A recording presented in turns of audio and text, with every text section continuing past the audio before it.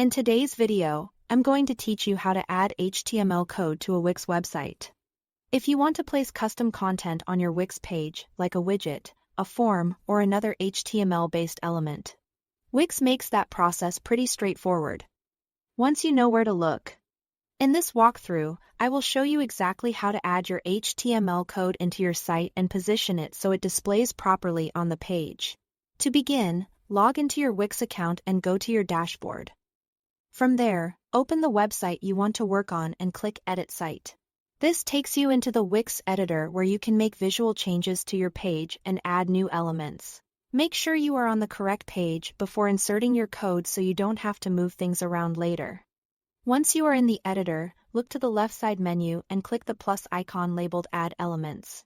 This is where Wix stores the different items you can place onto your site, including text, images, buttons, and embedded content.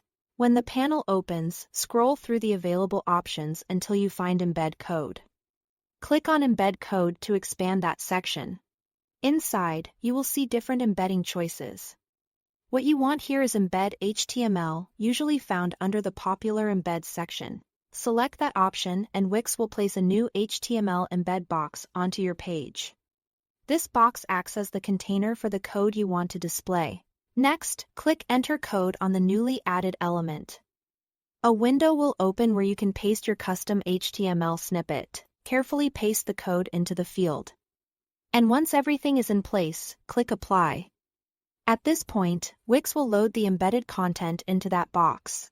If your content doesn't look perfect right away, that's normal. Some embedded elements need a little resizing before they appear correctly. After applying the code, click and drag the corners of the embed box to resize it. Adjust the height and width until the full element is visible and looks balanced. Within your layout, then drag the box to the exact position where you want it to appear on the page. Try to leave enough spacing around it so the section looks clean and easy to read.